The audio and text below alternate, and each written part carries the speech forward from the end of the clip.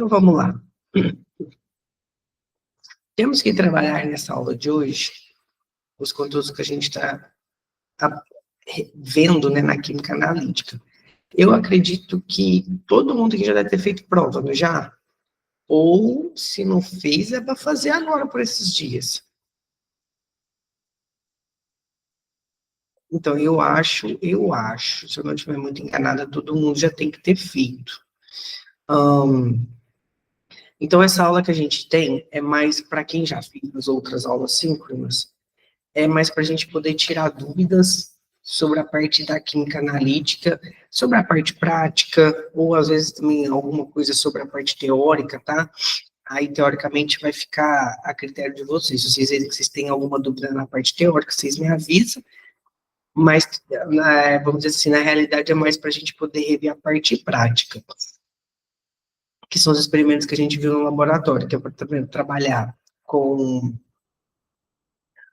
fotometria, absorção atômica, que aí a gente tem toda a parte de, por exemplo, calcular a equação da reta e usar essa equação da reta para poder fazer calcular a concentração da minha amostra. A gente tem videoaula nessa parte que mostra como é que o equipamento funciona, né? Então, assim, eu falo que essa parte da química analítica instrumental é bem legal, porque dá para a gente trabalhar com um monte de instrumentos diferentes. E aí a gente trabalha um pouquinho também sobre a cromatografia. O legal é se a gente estivesse trabalhando com uma cromatografia, tipo assim, um HPLC, mas que a gente não tinha um equipamento aqui para poder trabalhar com isso. Então, aí a gente fez cromatografia em coluna, ou em cromatografia em papel também, que é uma boa para a gente poder trabalhar e identificar os compostos. Então, essa aula é mais para a gente poder tirar dúvidas. Se ficou alguma coisa para trás na parte teórica, vocês me avisam, senão a gente vai dar só uma revisada na parte prática. Fechou? Mas vocês podem ficar à vontade para vocês poderem ir falando comigo. Eu acredito que vai entrar alguns alunos da química analítica. Se entrar, vocês têm que, se for alguém aqui, vocês me avisem que aí a gente vai tirar dúvidas sobre essa parte também. Mas que está tudo relacionado, né? Coisas que a gente vê na química analítica são coisas que a gente usa muito na química analítica instrumental. As duas caminham juntos.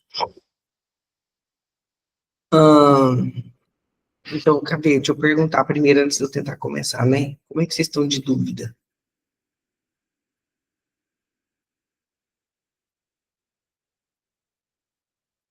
Não entendi, Fernando? Dúvidas. Como é que vocês estão de dúvidas nesse componente? Ou se foi tudo muito lindo, maravilhoso, ou não, né? Aquela assim, tem os dois lados. Comigo foi tranquilo. Eu consegui uma média boa. Tem algumas partes eu fico em dúvida e eu sempre procuro alguma coisa complementar para dar mais uma noção. Tento fazer um monte de vezes para poder ir aprendendo, né? Uhum. Porque vocês viram que, por exemplo, nessa parte agora, a gente trabalhou muito com a equação da reta, né? Às vezes tinha muito aluno que entendia o conteúdo, mas não entendia como usar a calculadora, por exemplo, para chegar na equação da reta. A equação, eu gravei todos os tecladinhos da calculadora, aí chegou na hora da prova, já deu a equação pronta. Eu falei assim, nossa, mas é bom que a gente já sabe, né? Não, mas é bom para decorar, porque quando eu aprendi também a fazer na calculadora, eu fiquei um bom tempo, tipo assim, decora, agora já é automático, já não tem perigo de esquecer mais. Mas aí foi uma boa, agora a gente já sabe, pelo menos agora na calculadora você sabe usar, se não tiver, né? Foi sim. Aí o pessoal tudo mexendo no celular antes de entrar para realizar a prova e eu lá de fora mexendo na calculadora, que nem uma doida. Pois aí já foi bom, já deu certo. Foi, deu sim. Tá. Vou pegar a primeira aula aqui, então. Por exemplo, só para a gente ver como é que funciona, que é a parte de fotometria. Na parte de fotometria, a gente preparou uma amostra, uma curva de calibração com concentrações crescentes, e a gente levou isso para o equipamento, para quê? Para a gente pegar o sinal de intensidade de cada ponto da curva, construir uma equação da reta com esses pontos, e aí só depois eu peguei a intensidade da minha amostra e joguei na equação da reta para a gente poder achar a concentração. Então, quer ver? Deixa eu só abrir a aula aqui para eu colocar ela para vocês.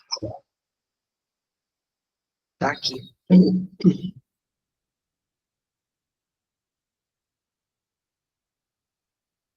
Deixa eu passar um pedacinho dela para a gente ver como é que funciona. Ó, quem foi entrando depois, eu vi que agora entrou o Matheus. Bom dia para vocês. Se vocês tiverem dúvida, vocês vão me perguntando, tá bom?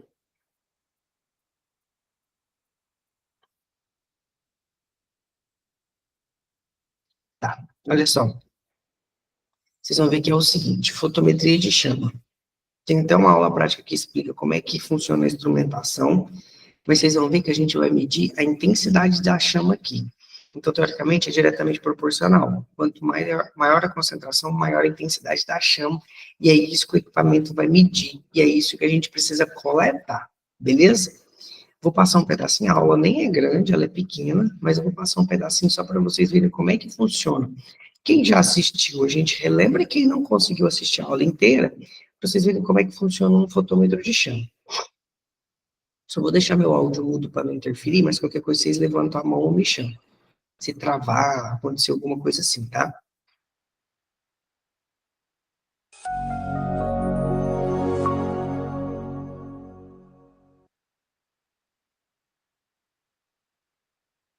Olá pessoal, tudo bem?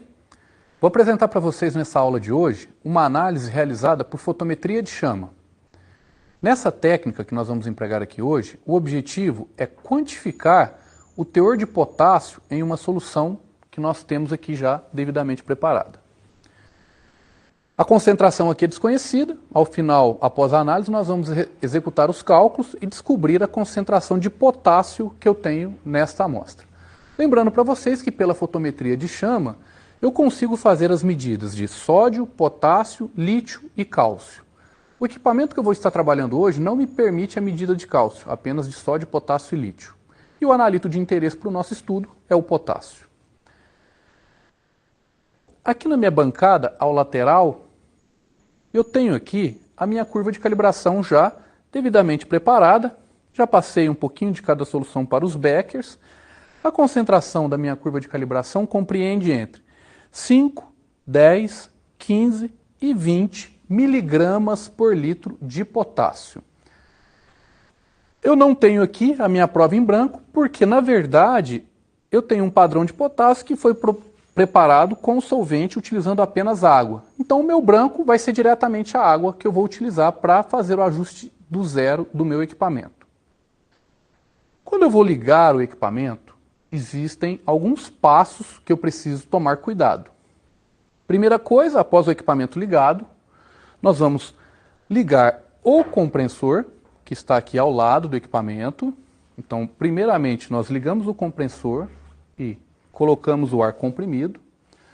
Na sequência, nós verificamos o ajuste de pressão que o equipamento me fornece, para saber se está tudo ok. A pressão estando tudo ok, eu vou abrir, dar acesso ao gás combustível, o GLP. O meu acesso ao GLP é um registro que eu tenho ao lado aqui. Então vou abrir e aí sim nós vamos startar a combustão no equipamento para que posteriormente possa ser dado início às análises. Então inicialmente vou lá ligar o compressor.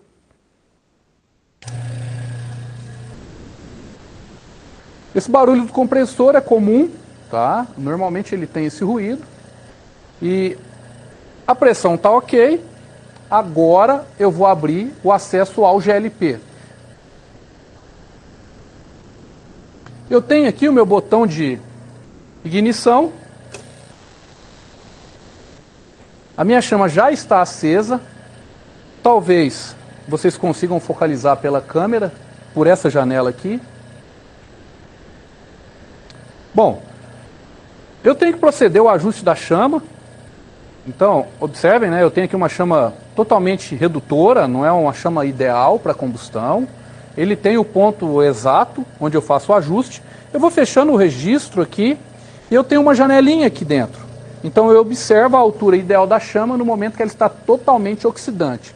Uma chama totalmente oxidante é uma chama de característica totalmente azul, sem traços amarelos. Vou fazer o ajuste aqui agora.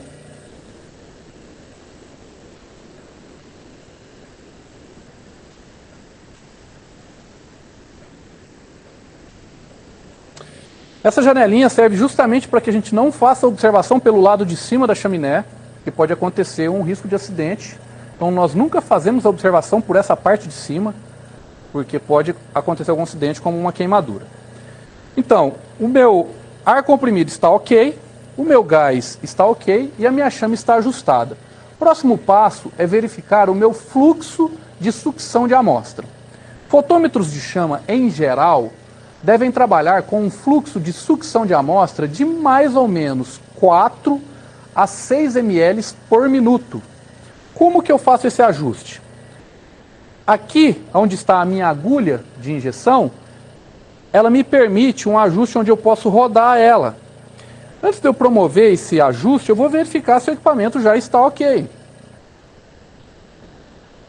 Então eu uso uma proveta e com a ajuda de um cronômetro a gente verifica se ele está acontecendo a sucção ao redor de 4 a 6 ml por minuto. Aqui ele está puxando a minha amostra. Se eu precisar fazer algum ajuste, basta eu girar essa peça em sentido horário ou anti-horário para aumentar ou diminuir esse fluxo. Todos os equipamentos me permitem a rotação desse bico injetor, essa pecinha de metal que eu estou apontando com o dedo aqui agora. O fluxo está ok, meu equipamento já está em condições para fazer a medida. Este equipamento, ele faz em tempo contínuo a determinação de sódio. Caso seja de interesse determinar o sódio, ele já vai fazendo a medida. Para o nosso experimento, o sódio não é objetivo de estudo, é apenas o potássio. Então eu vou trabalhar com esse lado do painel. E eu já estou com a minha chave seletora voltada à medida de potássio. Então eu posso jogar para medir potássio nesse painel, ou se eu girar para cá, eu vou fazer medida de lítio. Tá? Não é o nosso caso, também vou voltar aqui para o potássio. Tá ok. Primeira coisa que eu vou fazer, então, é verificar o set de zero de calibração do meu equipamento. Aqui eu tenho a água, a mesma água que eu utilizei para fazer a solubilização da minha curva de calibração e também da minha solução problema. Eu vou passar ela aqui para ser succionada. E o meu resultado está zerado. Quando eu tenho alguma medida de sinal aqui, eu tenho um botãozinho aqui de ajuste de zero. Então eu regulo por ele. Não preciso fazer porque o equipamento já está zerado. Vamos dar início então à medida, primeiro, da minha curva de calibração e ao final da minha solução problema. Então eu vou introduzir aqui o meu primeiro ponto da curva de calibração.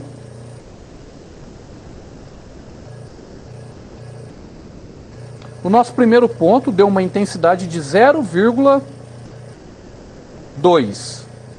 Meu segundo ponto, uma intensidade de 0,5. Nosso terceiro ponto, uma intensidade de 0,8. E o nosso último ponto, uma intensidade de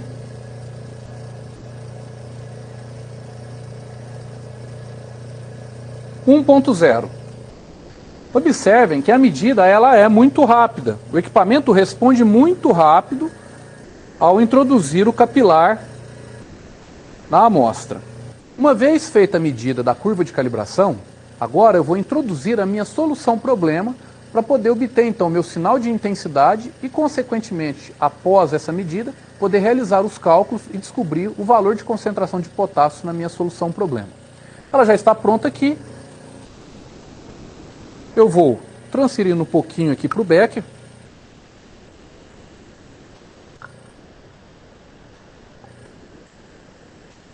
E vamos então introduzir a solução no equipamento.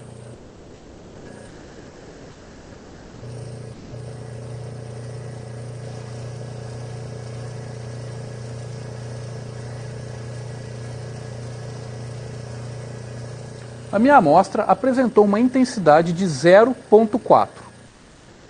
Temos então as nossas medidas da curva de calibração e da nossa solução problema. Agora nós vamos à parte dos cálculos. Bom, pessoal, após ter feito as medidas lá no fotômetro de chama, nós obtemos então os nossos dados analíticos, os quais eu já dispus aqui no quadro.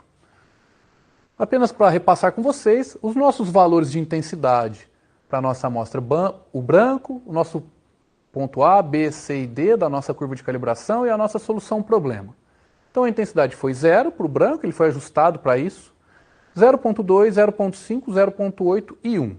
Essas soluções elas foram preparadas para ter uma concentração expressa em miligramas por litro de potássio em 5, 10, 15 e 20 miligramas por litro. A nossa solução problema apresentou um valor de intensidade de 0.4. O que nós precisamos fazer? Realizar a interpolação desses dados e obter a nossa equação da reta para que posteriormente eu converta o meu valor de intensidade para um valor de concentração. Esses cálculos vocês já aprenderam e eu já estou trazendo direto aqui para vocês a nossa equação da reta, que corresponde à interpolação dos dados que eu já apresentei para vocês. Então a nossa equação da reta nós temos que y é igual a 0,052x menos 0,02. O nosso coeficiente angular, o nosso A, é 0,052, nosso coeficiente linear, que é o nosso B, 0,02. Substituindo no y, então, o meu valor de intensidade da minha solução problema, nós temos, então, que o nosso valor de x é 8,1 miligramas por litro de potássio na nossa solução problema. Pessoal, para a nossa aula de hoje, o que eu gostaria de apresentar...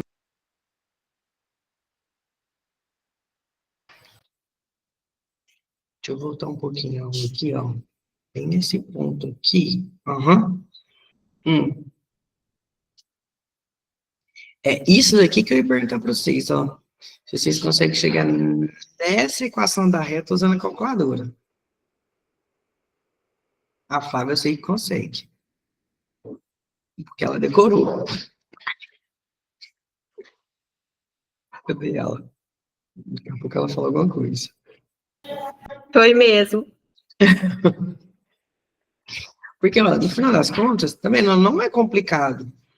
Porque depois que você acha, é só a gente substituir. É lembrar que o Y é o valor de intensidade e o X é o valor da concentração. Assim, é lógico, né? Aqui a gente não fez nenhum cálculo de diluição. Se tivesse, a gente teria que fazer depois o cálculo de diluição para você chegar no valor da concentração na amostra. Mas foi basicamente, deixa eu voltar mais um pouquinho. Olha lá, pegar. Eu queria a tabela. O cálculo aqui, né? Pegar aqui, ó, os valores de concentração que eu tinha, que foi concentração crescente, tá vendo? A gente foi me dando os valores de intensidade. Vocês para prestar atenção, ó, a minha amostra, que deu uma intensidade de 0,4, ela estaria aqui, um pouquinho antes do ponto B, tá vendo? Que aí a gente entende por que é diretamente proporcional, porque a concentração deu um pouquinho menor do que 10. Porque se o meu ponto de 0,5 deu uma concentração de 10, o 0,4 teria que dar um pouquinho aqui antes. E foi o que ele realmente deu. Quanto que ele deu meu? Que eu não lembro agora mais. Olha lá, 8,1. Viu que legal? Opa, quase que eu soltei sem querer. Tava tranquilo esse tipo de exercício lá no ABA ou não?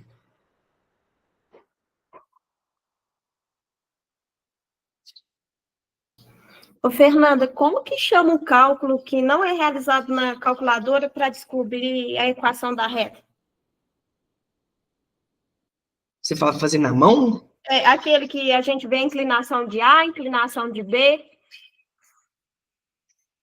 Então, aí você quer calcular ele na mão? É. Como é que chama? É fazer cálculo de regressão linear. Não é?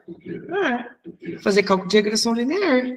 Eu gostei de fazer ele também, só que eu não ia gravar a fórmula inteirinha dele para lembrar na hora. Aí eu não lembro. Eu vou ser bem sincera, eu não lembro como é que faz ele na mão. Aí eu falei assim, eu não sei se vai dar ela na prova, porque era para a gente aprender na calculadora. Aí eu... Não, mas é por isso que na hora da prova você está liberado de você levar a calculadora. Uhum. Porque é grande, ó, a fórmula é muito grande, o cálculo para fazer é muito grande. Eu, por exemplo, sou uma pessoa que eu não sei fazer, eu não lembro como é que faz ele na mão. Eu gostei de fazer, mas aí teria que dar a formulazinha para ter uma noção de como começar, né? Ai, é muito grande. É grande mesmo.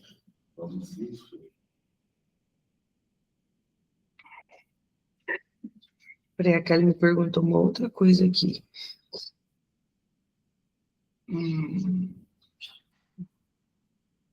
Dá, Kelly, dá para fazer também. Dá para a gente usar, como se diz lá, os picos vão ser crescentes, dá para fazer. Mas é porque, por exemplo, essas duas que você me mandou aí é mais técnica de separação, né? Para a gente poder identificar uma amostra. Um analítico dentro de uma amostra, né?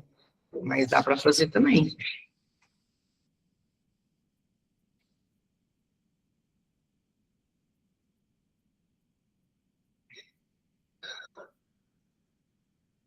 Quer ver? Deixa eu pegar agora um outro negócio aqui para mostrar para vocês. Tchau, tchau, tchau, tchau, tchau, tchau, tchau, tchau, tchau, tchau.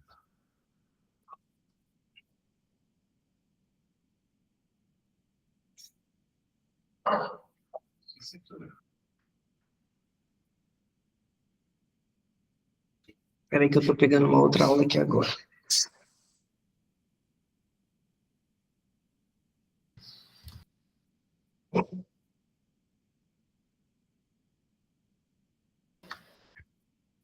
Espera aí, cadê a outra aula que eu quero mostrar para vocês? Espera que ela tá abrindo.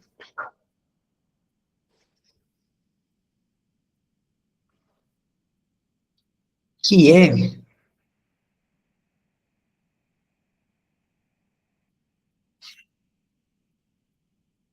Peraí que o Ava tá lento.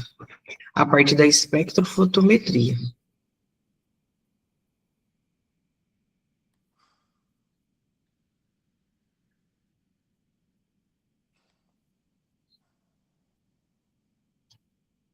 Vocês vão ver que vai ser basicamente o mesmo processo. A gente só mudou a parte instrumental, mas o cálculo vai ser o mesmo. Quer ver? Deixa eu mostrar um pedacinho da aula aqui, peraí.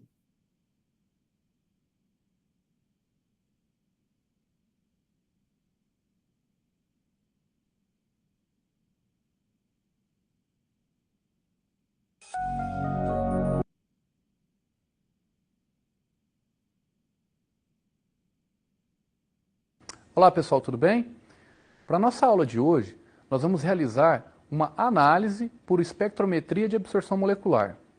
Para tal, eu trouxe uma situação problema para vocês, na qual nós vamos quantificar a concentração desta solução que é composta por alaranjado de metila. Então eu desconheço a concentração dessa minha solução problema. Para que eu possa fazer a análise dessa solução problema, nós vamos empregar então a espectrometria de absorção molecular, este equipamento que está aqui, e a minha curva de calibração que já está devidamente preparada. Então eu tenho aqui o meu ponto com 10 mg por litro, 20 mg por litro, 30 mg por litro e 40 mg por litro de alaranjado de metila. Como vocês já fizeram o estudo teórico, vocês devem estar se perguntando, cadê o meu branco? O meu branco é apenas água. Por quê? Na verdade eu preparei essa curva de calibração empregando o alaranjado de metila de alta pureza solubilizado apenas em água. Então não há necessidade de ter um balão aqui para armazenar apenas a água. Essa medida vai ser realizada no espectrômetro de absorção molecular. Esse equipamento é um pouco diferente do que foi apresentado na aula de instrumentação, porém as funcionalidades são as mesmas. O comprimento de onda de trabalho nós vamos ajustar agora. Como esse equipamento é um pouco mais automatizado, eu vou apertar essa tecla lambda, que representa comprimento de onda, e ele pergunta para qual comprimento de onda nós vamos trabalhar. Para essa análise nós vamos trabalhar em 460 nanômetros. 460 nanômetros. Digitei o meu comprimento de onda de interesse, aperto aqui em entrar, e ele faz a mudança automática do comprimento de onda de interesse. Sempre que ligamos este equipamento, ele cai no modo de transmitância percentual. A nossa medida ela vai ser feita em absorbância. Então eu já faço a transição clicando direto nesse Azinho aqui que representa a absorbância. Inicialmente, para eu poder começar as minhas análises, eu vou fazer a calibração do meu equipamento com o meu branco, que especificamente é a água. Então eu tenho aqui uma cubeta de vidro óptico, não estou utilizando uma cubeta de quartzo, porque como eu vou trabalhar na região do visível, não é necessário utilizar essa cubeta de quartzo, a de vidro óptico ela é suficiente.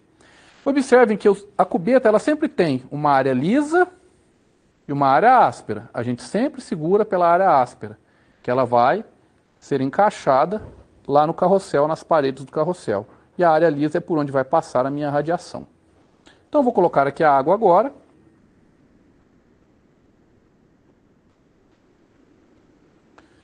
Vou secar a minha cubeta. E observe um detalhe importante. Eu nunca preciso encher a cubeta até ela transbordar. Normalmente esses equipamentos eles são ajustados para a radiação passar mais embaixo na cubeta. Justamente pelo fato de, em alguma situação, eu ter pouca amostra e não ser possível completar toda a cubeta. Okay? Um detalhe importante é que a cubeta não pode estar molhada. Ou não pode ter dentro da cubeta material particulado, porque isso pode promover um desvio do plano luminoso que vai passar pela cubeta. Então vou encaixar ela aqui agora dentro do meu carrossel de leitura.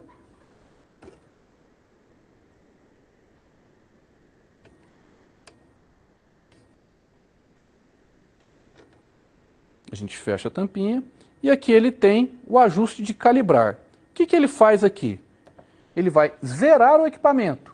Ele está falando que essa amostra que eu introduzi aqui é o meu ponto de zero de absorbância. Qualquer intensidade de absorção acima deste ponto, ele vai medir. Então o equipamento está zerado. E agora, que eu já passei o meu branco, eu vou passar os meus 4 pontos padrão, para que nós possamos construir posteriormente a nossa curva de calibração.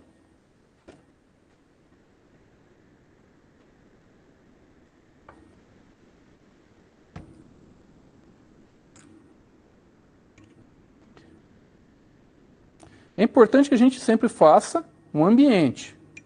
Ou seja, eu preencho a minha cubeta 1 ou 2 vezes, para que aí então eu faça a minha medida.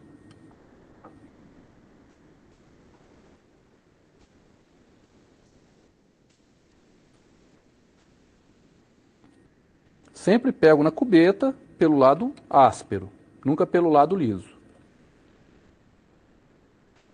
O nosso primeiro ponto de absorbância é 0,028. Vão anotando esses pontos junto comigo, pessoal.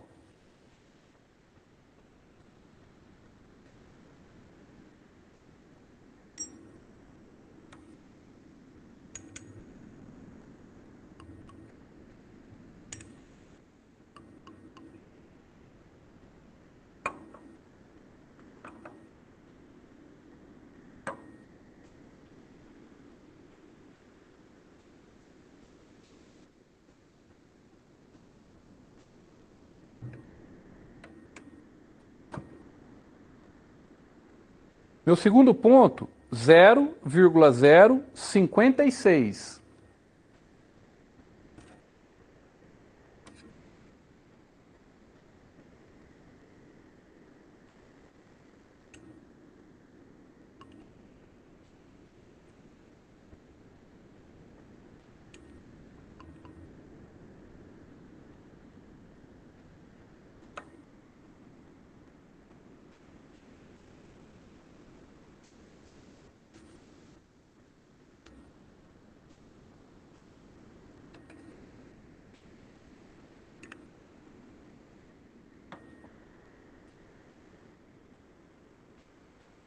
Nosso terceiro ponto, 0,095.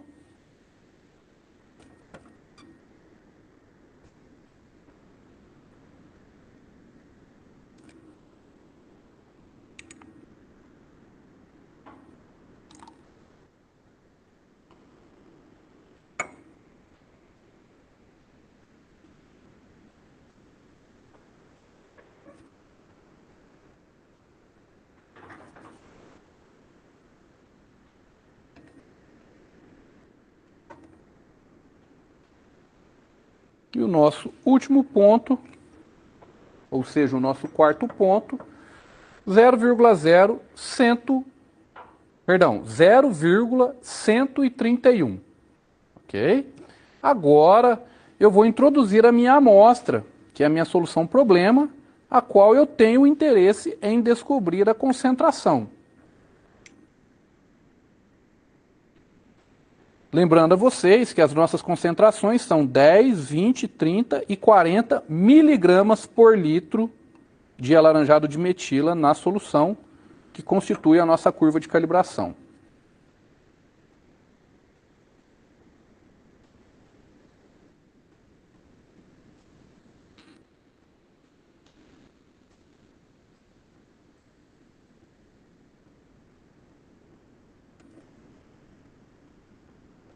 A nossa solução problema apresentou uma absorbância de 0,0, ele está oscilando entre 47 e 48, 0,048.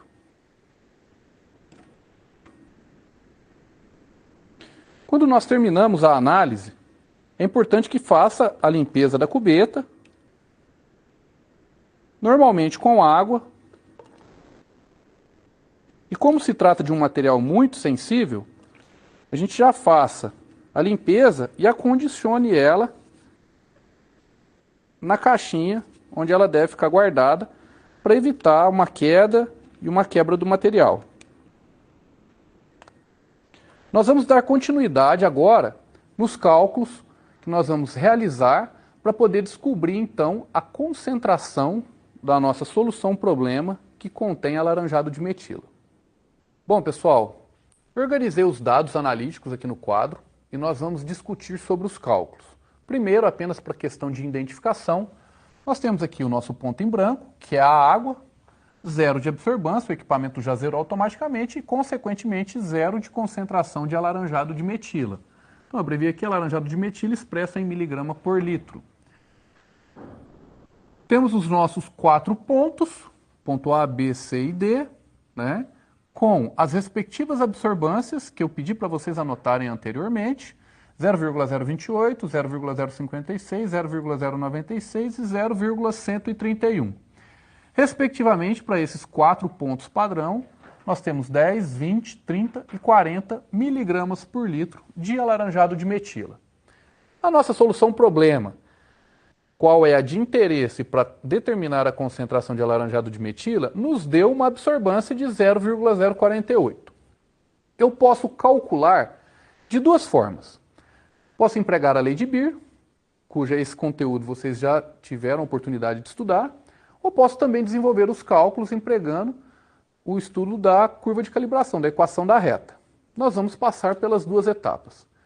Para empregar a lei de Beer, eu preciso determinar a absorvitividade. Eu já apresentei para vocês os valores calculados aqui. Pensando na lei de Beer, onde absorbância é igual a absorvitividade vezes o caminho óptico, que é o B, vezes a concentração, né? Para encontrarmos então a nossa absorvitividade, basta dividirmos a absorbância pela concentração vezes o caminho óptico. O caminho óptico o que que é? Que é a nossa incógnita B da equação. É o tamanho da cubeta. A nossa cubeta padrão que nós utilizamos é uma cubeta de 1 centímetro. Realizando os cálculos, então, já apresentei para vocês. Para eu poder levar lá para a equação da lei de Beer, eu tirei uma média desses 4 pontos. Talvez vocês estejam se questionando por que eu não tenho o valor aqui do primeiro ponto. Na amostra em branco, não existe cromóforo. Se, consequentemente, não existe cromóforo, não tem como eu determinar a absorvitividade, ok? Vamos passar primeiro aqui, então, para determinar a concentração empregando a equação da reta. Vocês também já desenvolveram esse estudo. Fazendo a interpolação, então, dos meus 5 pontos, nós obtemos, então, uma equação da reta onde y é igual a 3,3 vezes 10 a menos 3x menos 3,8 vezes 10 a menos 3. O nosso coeficiente angular, que é o nosso A, 3,3 vezes 10 a menos 3, e o nosso coeficiente linear, 3,8 vezes 10 a menos 3. Substituindo, então, o meu valor da solução problema, que é 0,048, que é o meu valor de y, na equação, Está subtraindo, eu passo somando. Está multiplicando, eu passo dividindo. Então, o nosso valor de x, que consequentemente é o nosso valor de concentração de alaranjado de metila, vai ser igual a 15,7 miligramas por litro. Então, na nossa solução problema, empregando a equação da reta, encontramos uma concentração de 15,7 miligramas por litro. Uma forma diferente de calcular é empregar a lei de Beer, que é o cálculo que eu vou mostrar para vocês aqui agora na sequência. Então, pela lei de Beer, a absorbância é igual à absorvitividade vezes o caminho óptico vezes a concentração. O nosso caminho óptico é o tamanho da cubeta, 1 centímetro. Okay? A nossa absorvitividade é a absorvitividade média dos 4 pontos, que nós já determinamos e eu apresentei para vocês agora há pouco. E a concentração, que é o que a gente quer encontrar. A nossa absorbância da solução problema, novamente, 0,048. E resolvendo então a equação pela lei de Beer, nós vamos ter que a nossa concentração é igual a 16 miligramas por litro de alaranjado de metila na nossa solução problema. Observem que nós temos uma pequena diferencinha, de 16 para 15,7. É normal acontecer essa pequena diferença numérica. Por quê? São dois tratamentos matemáticos diferentes. Em termos analíticos, é recomendado, é mais confiável empregarmos o cálculo da equação da reta. Por quê? Essa equação da reta, nós determinamos ela pelo método dos mínimos múltiplos quadrados. Então, pequenos desvios entre um ponto e outro são ajustados de uma forma matemática melhor do que quando eu emprego simplesmente a lei de Beer e tiro apenas uma média das absorvitividades. Em termos de resultado, é uma diferença mínima. Em termos estatísticos e matemáticos, não temos diferença significativa. Porém, uma forma adequada para se trabalhar dentro de um laboratório com uma análise é empregar o cálculo pela equação da reta. Pessoal, para a nossa aula de hoje,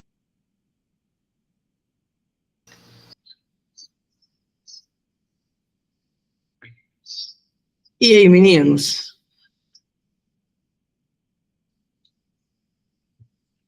Eu não sei se vocês prestaram atenção, mas, por exemplo, assim, ó, tinha muita atividade no AVA que a gente trabalhava com cálculo com os dois cálculos, né? A gente, às vezes, eu dava exercício para vocês, onde a gente fazia, por exemplo, uma regrinha de 3 para poder achar a concentração baseada na concentração de um padrão, ou simplesmente jogava na lei de Beer. Então, onde a gente fornecia, às vezes, a absorbância, a absortividade molar e a cubeta, e a gente achava a concentração. E teve muitos outros exercícios que a gente fez pela equação da reta, onde tinha uma tabelinha de concentração por absorbância, e aí a gente calculava a equação da reta, e aí só a partir da equação da reta que a gente achava a concentração da maneira. Então, eu tenho as 3 maneiras de fazer. Ou a gente usava um padrão e fazia uma regrinha de 3 para fazer proporcional a concentração da amostra, ou lei de Beer, ou equação da reta, que foi o cálculo que a gente fez nessa aula. Provavelmente deve ter caído algum dos 3 na prova quando vocês fizeram.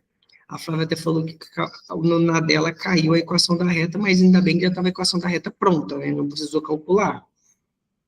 Mas tinha muito exercício que ele já fornecia a equação da reta, então era, como se diz, um cálculo a menos que a gente tinha que fazer, e a outros a gente tinha que chegar nessa equação da reta, que foi o que a gente fez aqui. Beleza? Teve algum exercício lá no AVA que vocês fizeram que vocês ficaram com dúvida? Com relação a isso ou não? Ou mesmo na prova, quando vocês fizeram a prova?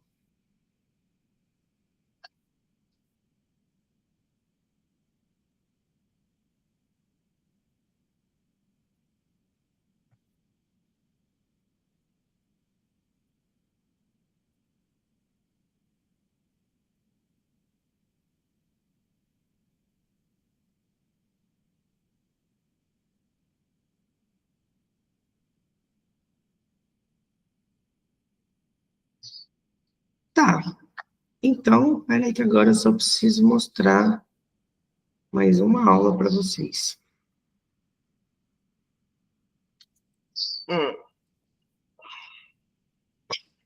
que é uma cromatografia.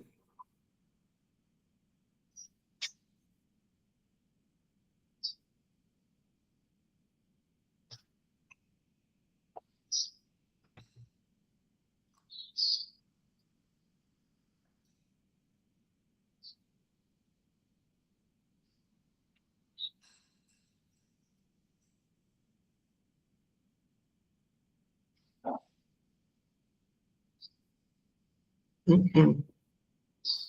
Hoje o Ava tá lento, que é um absurdo. Que foi uma cromatografia que a gente fez, só que é uma cromatografia em papel que a gente fez, do extrato do pimentão.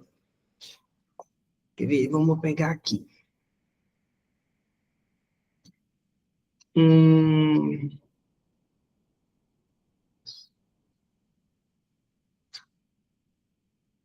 aqui. Tchá, tchá, tchá.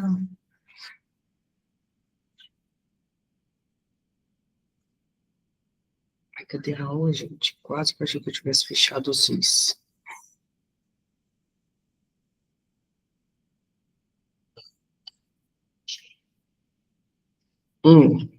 Vamos lá.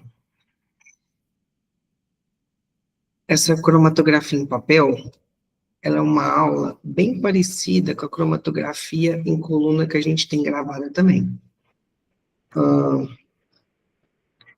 A diferença é que, por exemplo, na coluna a gente usou o espinafre e aqui no papel a gente usou o pimentão.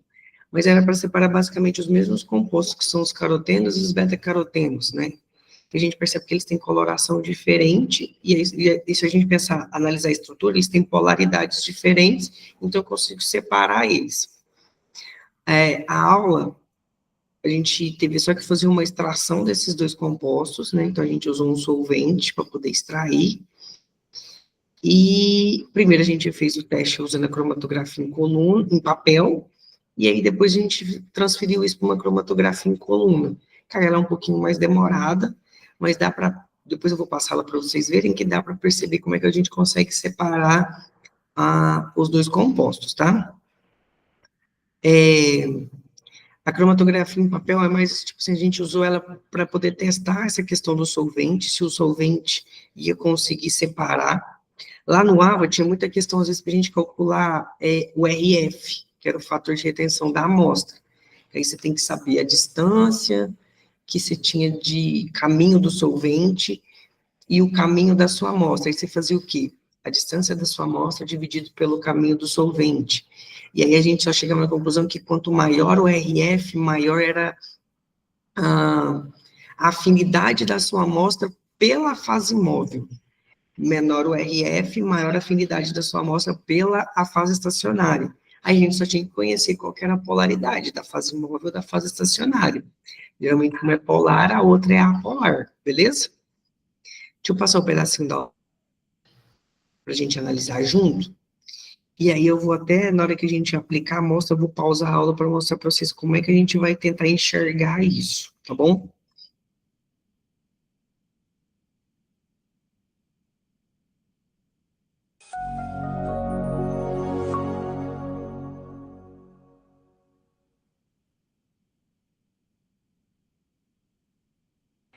Olá, bem-vindo a mais vídeo aula do curso de Química, eu sou a professora Fernanda e hoje a gente vai trabalhar uma aula prática do componente Química Analítica Instrumental.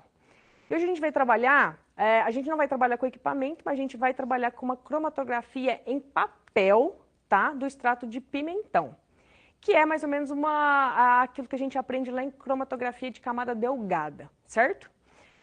Olha só, a prática é bem simples, ela é só um pouquinho demorada, tá? Mas o que a gente vai fazer? A gente vai construir uma cuba, tá? Que na verdade vai ser um becker de vidro para ficar transparente e ficar fácil de visualizar.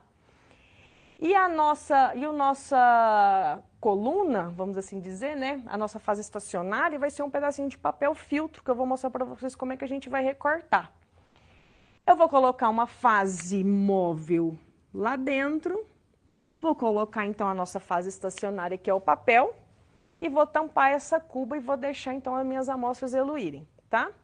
Como a gente está trabalhando com pimentão, no pimentão a gente tem os carotenos, que é os compostos que dão a coloração para o amarelo, para o vermelho e para o verde, que é as três colorações que a gente vai trabalhar. E aí a gente vai perceber que esses carotenos, eles vão ter, como a gente tem, eles têm uma camada, uma cadeia carbônica muito grande, só que eles têm grupos funcionais diferentes, que é o que dá coloração diferente para o verde, para o amarelo e para o vermelho. Então, se eles têm grupos funcionais diferentes, a gente vai ver que eles vão ter polaridades diferentes, então vai ter um RF diferente. Lembra o que é esse RF que a gente aprendeu? É uma continha que a gente faz bem simples, na qual eu vou medir o percurso da minha amostra, então eu vou medir em centímetros qual que foi a distância do ponto zero, que é o risquinho que a gente vai fazer na fase estacionária, até o ponto em que ele parou. Qual que vai ser essa distância? Dividido pela distância percorrida pelo solvente, certo? E o que a gente descobre? Que quando o seu RF está próximo de 1, significa que a sua amostra é apolar. Se o seu RF está próximo de 0, significa que a sua amostra é mais polar. Por que isso? Porque quando a gente está trabalhando com a cromatografia em papel, eu sei que o papel, que é a celulose, ele tem característica polar. Então, aquele composto que fica mais retido, ou seja, um RF mais próximo de 0, é aquela substância que teve maior afinidade pela fase estacionária, ou seja, polar. E aquela amostra que teve um RF mais próximo de 1, ou seja, teve maior interação com a fase móvel, ou seja, tem uma característica mais apolar. Então, a gente vai tentar ver a diferença, então, desses compostos. Então, olha só, o que acontece? O procedimento de vocês vão ver que a gente vai trabalhar com muita vidraria. Eu já coloquei aqui picadinhos os 3 pimentões. Então, eu tenho o amarelo, o vermelho e o verde, tá? A gente vai usar o grau e o pistilo para poder macerar essas amostras, tá? Coloquei grau e pistilo porque eu sei que é uma vidraria que vocês têm no laboratório de vocês. Mas, por exemplo, se vocês tiverem um liquidificador, pode usar porque fica mais fácil e mais rápido, tá? Mas eu não coloquei no procedimento porque às vezes acontece de algum laboratório não ter esse, vamos dizer, esse equipamento. Então, o grau e pistilo a gente vai colocar para macerar. Depois que eu macerei, a gente vai filtrar essa amostra, tá? Com o funilzinho mesmo e o papel filtro. E eu vou ter que separar depois no funil de separação a minha fase orgânica e a fase aquosa. Depois que separou, a gente vai coletar então a fase orgânica, vai levar essa fase orgânica que vai estar dentro do Erlen para um banho-maria, para a gente poder reduzir esse solvente e deixar a amostra mais concentrada. Depois que a amostra ficou concentrada, o que a gente vai fazer? Eu vou pegar alguns capilares de vidro, eu vou pegar esse capilarzinho e só mergulhar ele na nossa amostra concentrada, tá? Então, por gravidade, ele vai preencher aqui de amostra e eu vou lá no meu papelzinho e vou fazer um pontinho com essa amostra, tá? Então, eu vou mostrar para vocês, antes da gente começar, como é que vai ficar a nossa cuba, né? Olha só, peguei um becker de vidro, vou colocar até um vidro de relógio por cima, para não deixar esse solvente evaporar. E esse filtro aqui recortado é a nossa fase estacionária. Como é que eu recortei? Coloquei aqui 3 centímetros de largura por 8,5, tá? E tá vendo que eu marquei de lápis? Eu peguei 1 centímetro aqui da borda e 1 centímetro da borda de cima, que vai ser o quê? O ponto de saída do nosso solvente até o final da eluição do nosso solvente. Então, na hora que o solvente chegar aqui em cima, quer dizer que a gente já pode parar com a cromatografia, certo? Então, a gente sabe a distância percorrida aqui pelo solvente. E a gente vai aplicar a amostra exatamente aqui embaixo, em cima dessa marquinha lápis que eu fiz. E aí, quando a gente for colocar aqui dentro da cuba, vai ser só tampar e esperar as amostras eluírem, certo? Então, olha só, o que a gente vai fazer? Eu vou macerar o primeiro pimentão aqui, que é o amarelo, tá? Não precisa ser muito, uma média aí, por exemplo, de uns 30 gramas de pimentão já é o suficiente, tá? Mas se vocês quiserem fazer um pouquinho a mais também, não tem problema, tá? Foi até o caso que eu falei para vocês, se vocês tiverem liquidificador, pode jogar até o pimentão inteiro lá, que não tem problema, é bom que tem mais extrato. Eu vou ter que macerar esse pimentão aqui no grau e no pistilo, então, usando hexano e acetona, tá? Então, eu vou fazer uma misturinha de 50 ml de hexano com 10 ml de acetona e vou macerar isso junto com o pimentão, certo? Então, aqui a acetona, eu vou pegar 10 ml.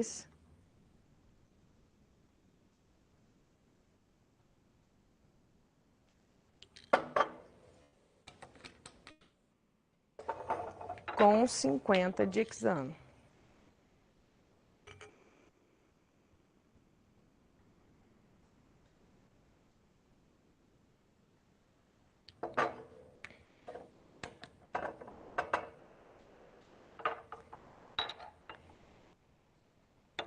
Aí pode jogar o pimentão no grau. E eu vou misturar os dois solventes. E agora, paciência. O que a gente vai ter que fazer? Vamos começar a macerar isso até eu conseguir extrair todo o pimentão. E a gente vai repetir esse processo com as outras duas cores, certo?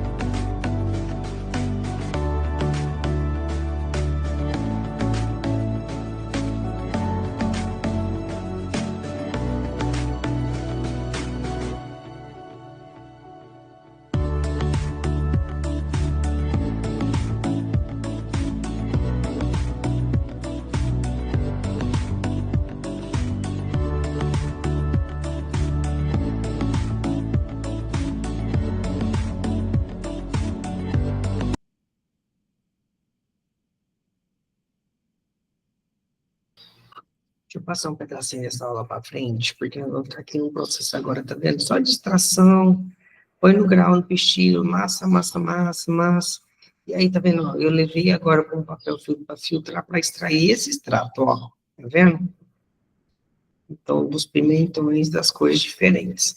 Só que como a gente tá com o solvente orgânico, eu vou ter que levar isso para o funil de separação para poder separar, tá vendo? A fase aquosa da fase orgânica. Vamos separar os três, tchan, tchan, tchan. E aí eu vou coletar isso. Olha lá. Tá vendo? O que eu vou ter que fazer depois? Levei isso para um banho-maria só para ele dar uma evaporada e concentrar mais. Vocês vão ver que até no final ficou bem clarinho a amostra no papel, porque eu precisava concentrar mais ainda. Quanto mais escuros esses extratos ficarem, mais fácil depois é de enxergar no papel, tá vendo? Então, como eu ainda falei assim, nossa, se eu usasse um liquidificador, às vezes eu ia conseguir um extrato ainda mais concentrado, porque no liquidificador eu ia conseguir bater melhor aquela amostra, tá? Aí é uma opção também para algum dia, se alguém, por exemplo, se vocês forem replicar essa aula, fica bem legal. Mas aí aqui, como a gente não tinha, a gente levou isso para o banho-maria, deixou evaporar um pouquinho para tentar concentrar mais. E agora eu vou mostrar para vocês como é que a gente vai aplicar isso no papel. O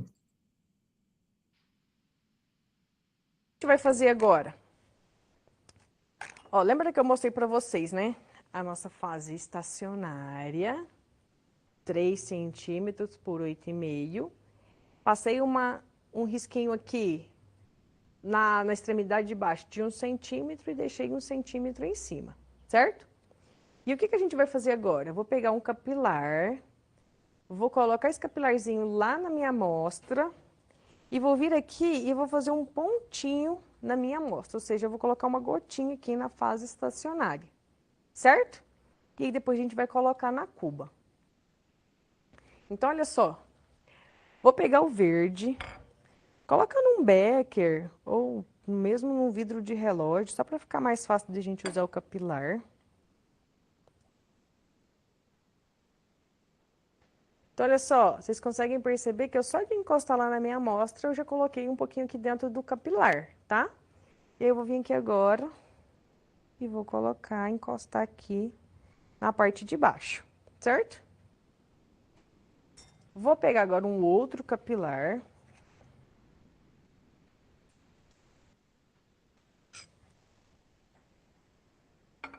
Pro vermelho.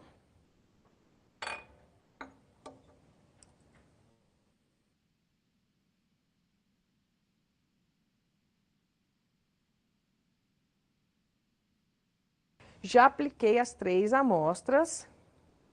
Vocês não vão conseguir ver mais nada aqui, porque na verdade elas já evaporaram, tá? Mas eu coloquei primeiro o verde, o vermelho e o amarelo.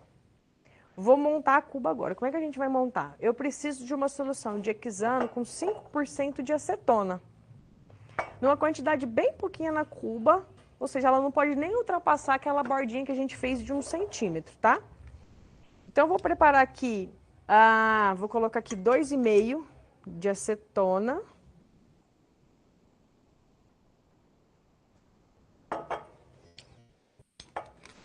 E completar com o hexano até chegar nos 50 ml, que aí a gente tem uma solução de 5%.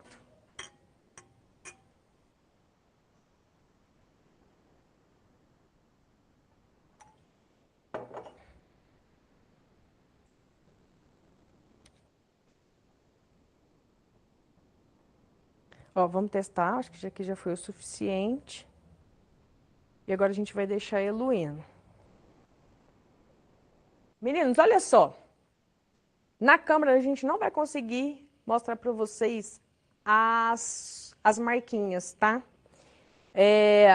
O ideal, às vezes, seria deixar o que eu falei para vocês aquela hora, né? Mais concentrado ainda os extratos, tá? A gente fez aqui a maceração no grau e no pistilo. Se vocês tiverem o liquidificador, essa amostra ela ainda vai ficar bem mais concentrada, porque a gente consegue triturar bem mais os pimentões, então fica melhor, tá? Eu só não fiz no liquidificador para a gente fazer esse procedimento que seria o padrão, tá? Mas se vocês tiverem o liquidificador e tiverem a oportunidade ainda de deixar o extrato mais concentrado, fica melhor de visualizar. Foi por isso que até no procedimento de vocês eu coloquei o exemplo de como que vai ficar essas marquinhas. Vocês já têm lá uma imagem de como tem que ficar, certo? Porque a gente já imaginou que ficaria mais claro, fica bem clarinho, tá? Então, olha só, o que acontece? Vocês não vão conseguir ver, mas eu marquei aqui a distância do meu ponto inicial ao ponto final, que deu 6,5 centímetros. E eu tentei marcar, porque a gente vai ter 3 marcações, né? Em todas as 3 amostras. Uma de cada uma aqui numa escadinha, mais ou menos. A primeira, que é uma marquinha aqui da amarela, que está em 0,8. Depois a gente teve uma outra aqui em 2,5, mais ou menos. E a última marquinha em 3, tá? Então, vocês vão conseguir ver isso daqui lá no papelzinho de vocês, que aqui está bem clarinho. Então, o que a gente faz com essas distâncias? A distância do solvente está aqui, 6,5, certo? E eu fui lá e medi. Da onde que eu medi? Da onde saiu o ponto que a gente colocou a nossa amostra até o ponto onde ela parou, que a gente viu as marquinhas. Então, a primeira 0,8, a segunda 2,5 e a terceira 3. Ou seja, deu um RF de 0,123, 0,385 e 0,486. O que isso mostra para a gente? Que essa primeira, que foi aquela mais baixinha, ela teve uma maior afinidade com a fase estacionária, ou seja, polar. E a de maior RF mostra para a gente que ela teve uma maior interação com a fase móvel, que é o hexano, que é a polar. Então, peraí, significa que essa é polar e essa é apolar? Não, a gente está fazendo um comparativo. Significa que das três, a primeira é a mais polar e a última é a mais apolar, tá? E a do meio? A do meio é a seguinte, a do meio a gente vai ter que pensar numa questão de polaridade, né? Então, a do meio, ela é menos polar que a primeira, só que ela é a mais polar que a terceira. Então, é um comparativo, tá? Então, qual que seria, então, nossa conclusão final?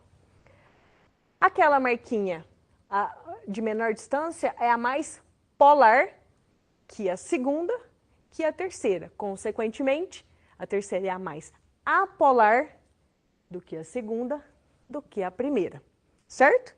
Então, esse é um método que a gente faz qualitativo, só para a gente poder diferenciar essa questão de polaridade. Quais são os compostos mais polares e quais são os compostos mais apolares, certo? Isso não significa que ele é polar, significa que ele é só mais polar do que as outras duas, certo? Façam o teste, lembrando daquela dica, tenta deixar o extrato mais concentrado possível. Se puder, use o liquidificador, porque aí vai ficar mais fácil de visualizar, certo? E depois compara com o exemplozinho que eu coloquei para vocês lá no roteiro, certo? Qualquer dúvida, me mande uma mensagem na central de mensagem e até a próxima.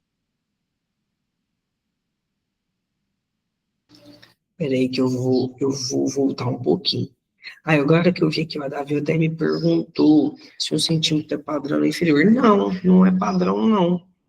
É porque você precisa, como você diz assim, você precisa ver quais são as medidas que você quer para você aplicar a amostra bem ali naquele ponto, entendeu? Porque a gente tem que colocar a nossa amostra sempre naquele ponto demarcado, mas não é 1 centímetro, não é padrão. Você poder ter colocado 2 centímetros ou mais baixo, entendeu? Às vezes mais baixo não é tão legal, porque aí você tem que colocar uma quantidade de solvente bem baixa, né? Mas não é, tá bom?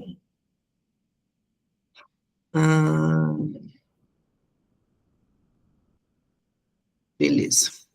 Mas aí, quer ver? Deixa eu voltar a aula aqui. Tchau, bem pouquinho. No meio é a seguinte. Fernanda, deixa eu voltar.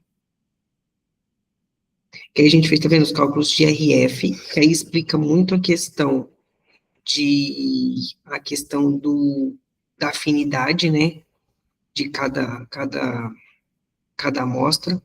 Mas é porque tá tão claro, deixa eu tentar rabiscar na tela, é porque no final das contas ficou assim, ó, uma amostra aqui, a outra amostra aqui, e uma aqui em cima, tá vendo? Então, ela deu 3 alturas diferentes, então foi essas alturas que a gente calculou, o RF. Então, a gente percebe, por exemplo, que esse solvente usado, a terceira amostra foi que teve maior afinidade com a fase móvel. Então, a gente já sabe que a polaridade dela está mais relacionada com a fase móvel do que com a fase estacionária. Se a gente usou um papel, a fase estacionária, ela é o quê? Ela é polar. Então, a nossa fase móvel tem que ser mais apolar. Então, a terceira amostra, como ela teve uma afinidade com a fase móvel, a gente sabe que ela é mais apolar do que a 2, que é mais apolar do que a 1. Entendeu? E aí, por exemplo, a gente consegue identificar, às vezes, até quem são esses 3 componentes aqui, se a gente souber quem são os componentes presentes na minha amostra. Porque a gente faz isso por diferença de polaridade, que foi o que eu expliquei depois no final da aula. Quando a gente faz, porque cromatografia é um método de separação, baseado em quê? Em diferenças de polaridade. Então, a cromatografia em papel, no final das contas, ela serve o quê? Para a gente identificar, fazer uma análise qualitativa, para ver qual substância tem mais afinidade com a fase móvel ou com a fase estacionária, e até mesmo saber escolher o meu solvente adequado.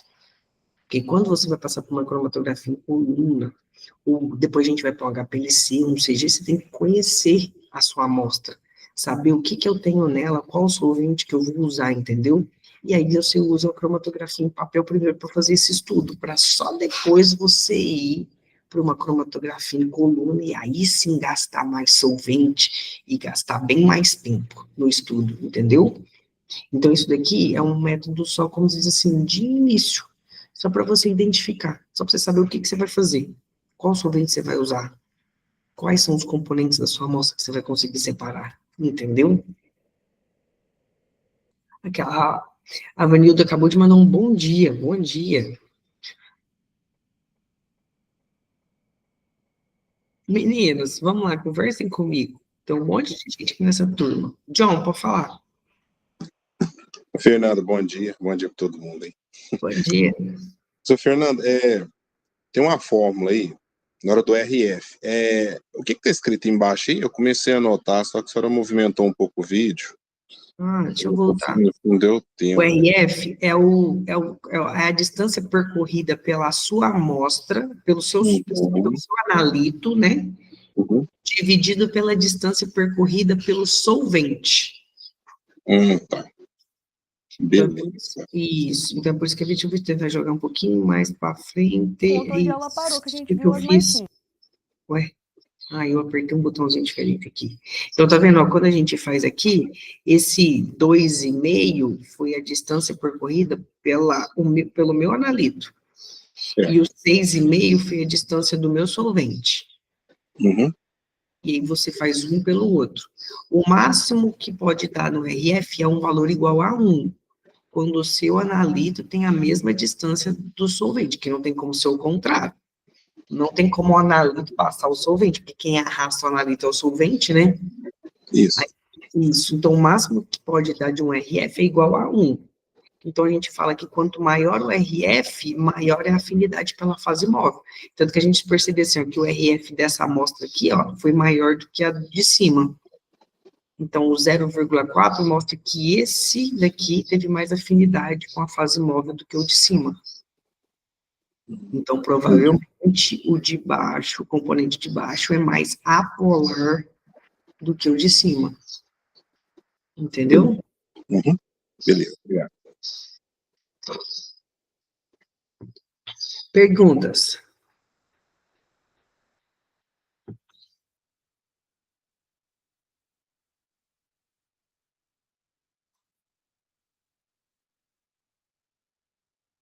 Ó, eu tô nessa aula aqui para poder tirar a dúvida de vocês.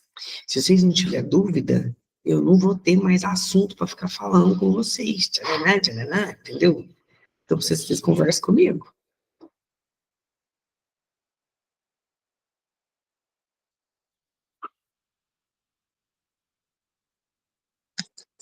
Sou Fernando, essa última semana que passou aí, que teve aquela polêmica lá do metanol, até que você colocou uma explicação lá no seu Instagram. No caso, essa metodologia que a gente está estudando, a gente consegue identificar essas amostras aí com metanol nas bebidas, igual aconteceu. Você está falando, tipo, para fazer cromatografia? Isso. Não, ali não vai funcionar muito, porque o metanol para o etanol é praticamente o mesmo tamanho. Eles têm a polaridade quase igual. Tá. Entendeu? Uhum. Eles têm que ser mais alguma coisa bem mais específica. Tá. Beleza. Mas ali é complicado. Ali só para levando para o laboratório mesmo para poder conseguir fazer. Eu vi um pessoal lá não sei se é da USP, eles criou um método lá para poder identificar, só que demora 30 minutos. Aí fica mais para quem é dono de bar, né? As compras alguma bebida já adulterada já. Então, tem umas análises que a gente faz qualitativa, só para, tipo, qualitativa é aquele que você só identifica, né, se tem ou não. Uhum.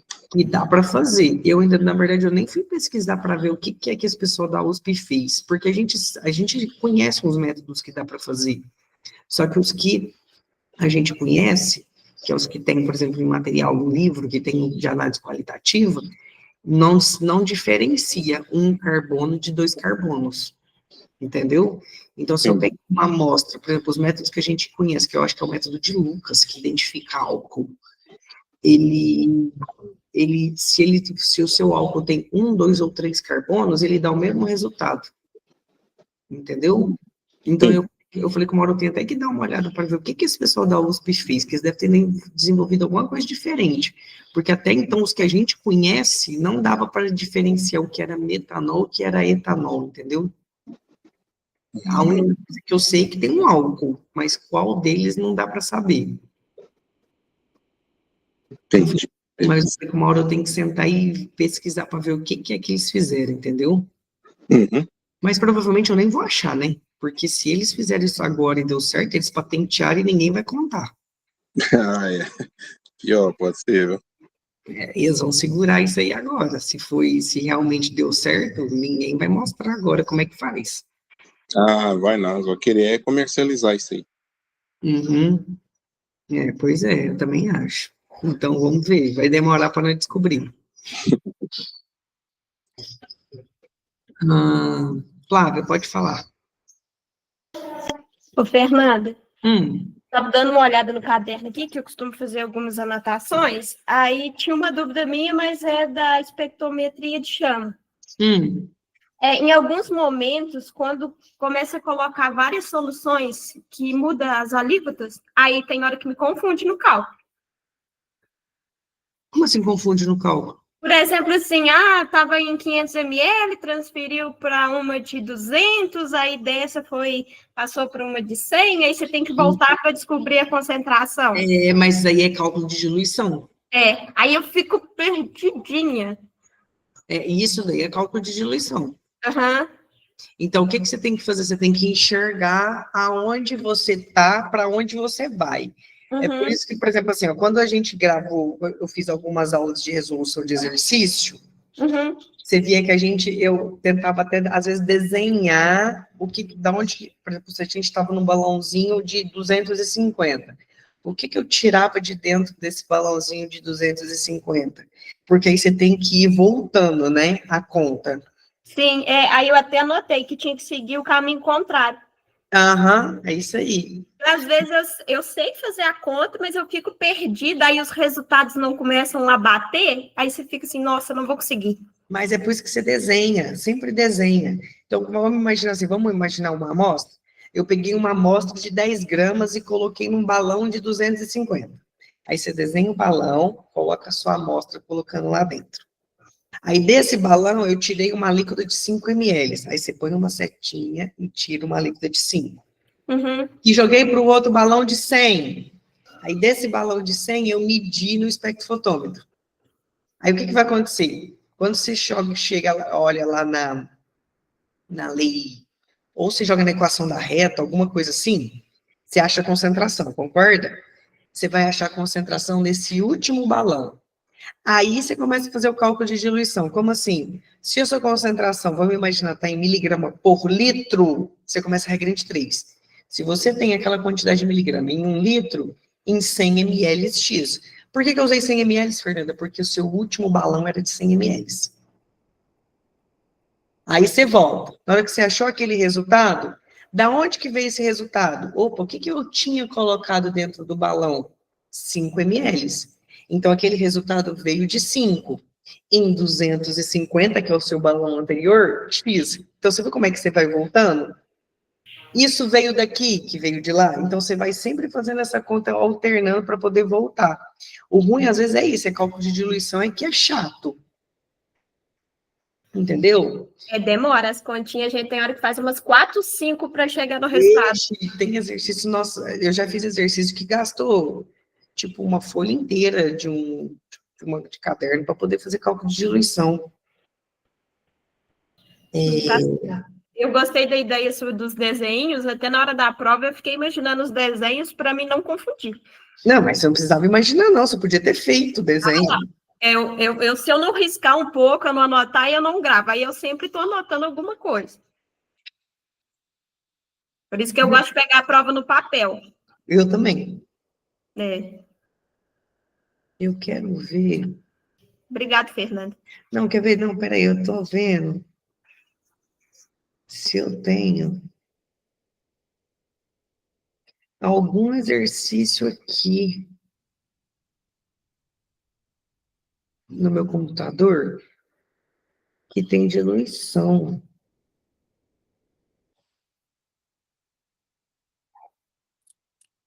Fernanda, essa aula que está marcada para as 9h30 é continuação dessa? É tudo é a mesma coisa, aham. Ah, tá bom. Nossa, não é possível que eu não tenha nenhum cálculo de diluição aqui, gente. Eu anotei uma aqui que era na quinta semana, mas eu não sei se é a de química analítica ou a de química analítica experimental, porque eu tinha 2 disciplinas de química analítica. Mas você tem ela aí, então? Tem. Você consegue me falar ela? Aí deu a equação da reta. Peraí, deixa eu abrir um Word aqui. Karma. Para mim poder anotar isso.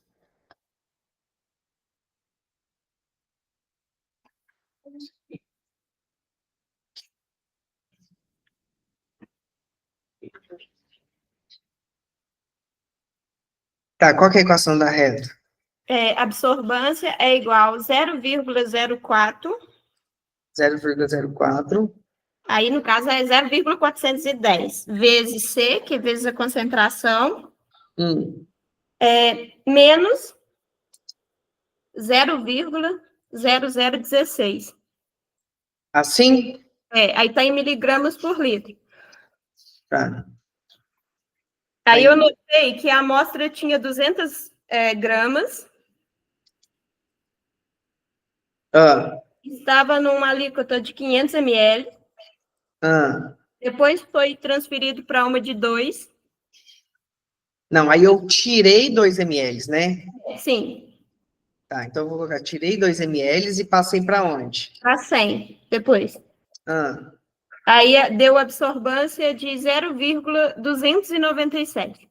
297. Tá bom. Então, ó, eu peguei 200 gramas, joguei dentro de um balão de 500. Desse balão de 500 eu tirei 2 ml e passei para um de 100 e analisei, beleza? Peraí, deixa eu pegar meu calculador aqui.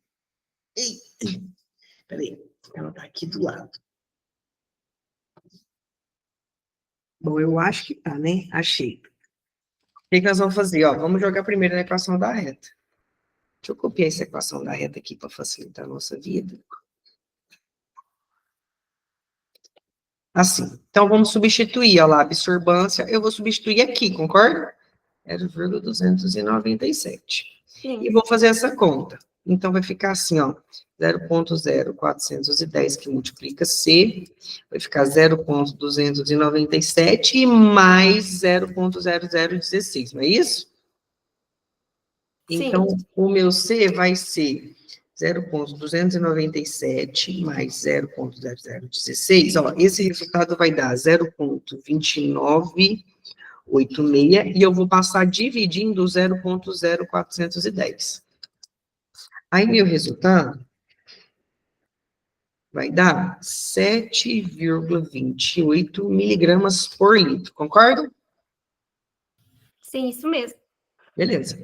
Agora que começa. Aí você vai falar o seguinte, ó. Esse 7,28 miligramas tá em 1000 ml. Só que qual que é o balão que ele estava mesmo? Em 100. Então, você vai falar quantos miligramas eu tinha lá dentro do balão de 100 ml. Então, você vai descobrir que vai dar 0,728 miligramas, concorda? Aí você volta. Da onde que veio isso? Opa! Esse 0,728 miligramas veio de uma alíquota de 2 ml. Mas então, quantos miligramas eu vou ter? Da onde que vem essa alíquota de 2? Dos 500. Então, lá naquele balão de 500 ml, eu teria quanto?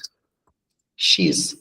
Viu que eu usei? Ó, eu usei, foi a sequência. Primeiro, eu tinha, vou até colocar assim, ó, miligrama por litro. Então, a primeira coisa que eu usei na regra de 3 foi 1000 ml. A segunda foi 100. depois eu usei 2 e depois eu usei 500. Nessa ordem, olha lá, ó. 1.100, 2 e 500, viu? Ô, Fernando, Oi. aí eu notei, eu sempre faço errado, por quê? Vamos supor o primeiro exemplo aí, 7,28 miligramas está para 1 litro, assim Uhum. como o X está para 0,1 litro, eu passei os dois para litro. Tá. Aí tudo bem. Aí depois eu tinha o costume de fazer assim, se 0,728 miligramas estava em 0,1 litro, então em 0,2 é X, aí que eu começava a errar. É porque você não pode pensar isso. Sabe o que você tem que fazer? Porque você tem que pensar o seguinte, ó. Deixa eu ver se eu consigo. Imagina que eu tô com a minha xícara aqui, tá bom? Aí eu falo para você o seguinte, que eu analisei, e aqui dentro da minha xícara, a minha xícara tem 100 ml, tá bom? Tá, Aqui dentro tem 0,728 miligramas de açúcar. Tá bom? tá bom. Da onde que veio esse 0,728 miligramas? Se a única coisa que eu tinha colocado aqui na minha xícara tinha sido 2 ml. É igual mais ou menos eu falar para você que eu peguei um suco concentrado. Ou vamos imaginar que eu botei adoçante aqui no meu café. E o meu adoçante, eu coloquei 2 ml de adoçante. Aí então eu te pergunto, se eu falei que eu tinha 0,728 miligramas de adoçante, de onde que ele veio? Ele não veio de 0,1 ml. Ele veio dos 2 ml que eu coloquei aqui dentro. Entendeu? Entendi. É por isso que você tem que sempre fazer. Peraí, se eu achei que eu tenho 0,728 miligramas aqui dentro, da onde que veio essa massa? Ué, veio dos 2 ml que você tacou lá dentro. Entendeu? Entendi. Então, você nunca repete. Se você usou o 100, você não vai repetir ele, porque você concorda comigo que nessa sua sequência, você fez ele 2 vezes, né? Sim. Não repete. Olha a ordem. Eu joguei 1.000, eu joguei 100, aí eu já fui direto pro 2, entendeu? Que você vai usando ele, que você só usa uma vez cada valor. E foi isso que eu fiz. Aí eu descobri, olha lá para você ter uma ideia, ó, que eu tinha 182 miligramas lá dentro do balão de 500. Aí, provavelmente, não sei o que ele te pediu para você calcular, se ele te pediu para você calcular percentual, alguma coisa assim. Vou dar uma olhada no finalzinho aqui. Ele vai ter que te pedir alguma coisa. Eu acredito que às vezes pode ser que ele te pediu para você calcular percentual. Aí a única coisa que você teria que fazer era ajustar as 2 unidades de medida, passar isso daqui para grama, e aí você ia fazer, se sua amostra tinha 200 gramas, era 200 gramas ou 200 miligramas? 200 miligramas. Ah, não, então tá, então a gente não precisava Houve converter. um errozinho, eu falei errado, perdão. Tá, então eu não precisava converter.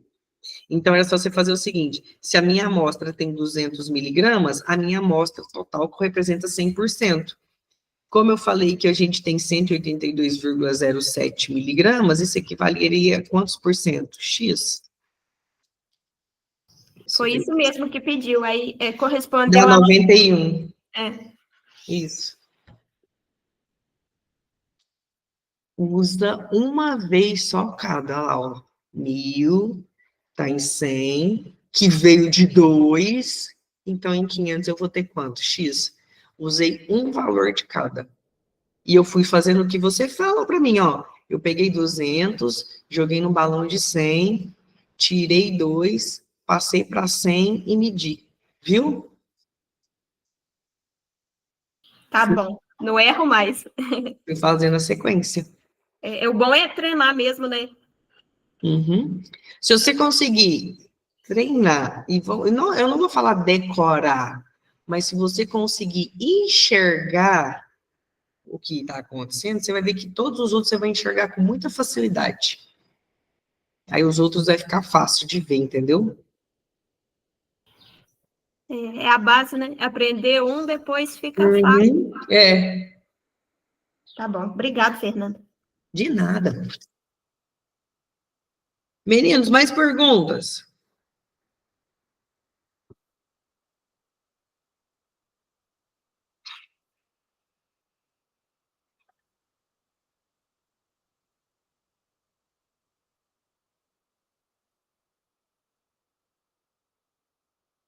Então é o seguinte, eu só precisava mostrar para vocês um pouquinho das aulas que a gente fez, tá? No AVA, as aulas que a gente teve em prática, né? Que aí elas até explicam muita coisa que a gente fez de parte teórica, e principalmente que eu foquei muito nessa questão da equação da reta, porque é o principal, é o que a gente mais usa, mesmo se a gente for para dentro de um laboratório de controle de qualidade, a gente vai usar só a equação da reta, que é o método mais confiável e mais preciso, tá? Então, é por isso que é muito importante a gente poder aprender a fazer isso. Fazer cálculo na mão é legal? Mas não vai ser funcional para a gente no dia a dia. Então, é por isso que a gente focou muito nessa questão de pegar a calculadora e usar, e por isso que até a calculadora era permitido usar na hora da prova. Porque na hora que você estiver trabalhando dentro de um laboratório, você não vai ficar fazendo cálculo de equação da reta na mão.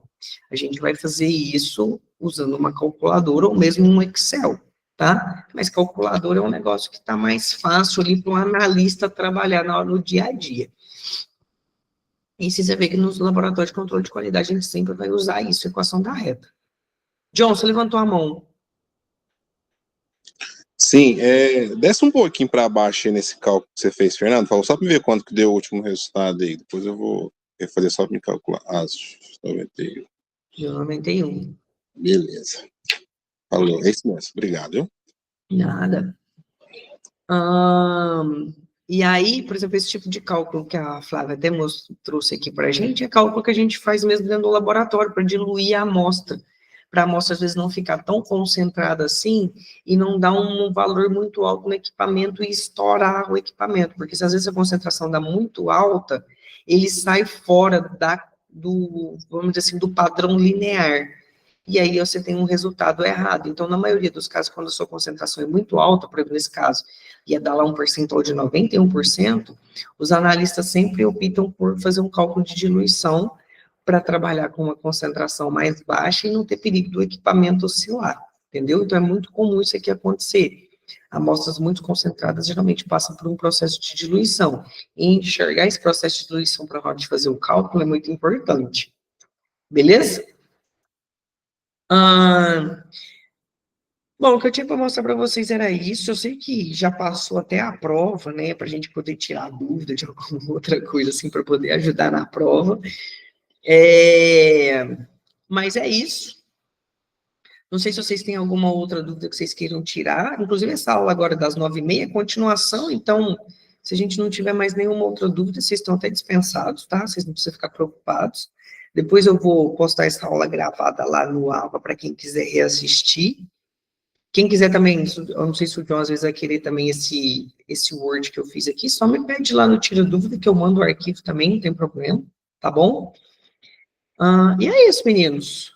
Se vocês não tiverem mais nenhuma dúvida, era isso que eu precisava mostrar para vocês hoje, ou se vocês tiverem dúvidas, tá, nós temos ainda tempo de sobra para poder resolver alguma outra coisa que vocês quiserem.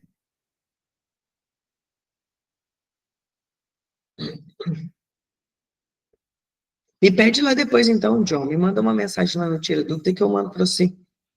Tá, beleza. Tá? E aí, mais perguntas, mais dúvidas?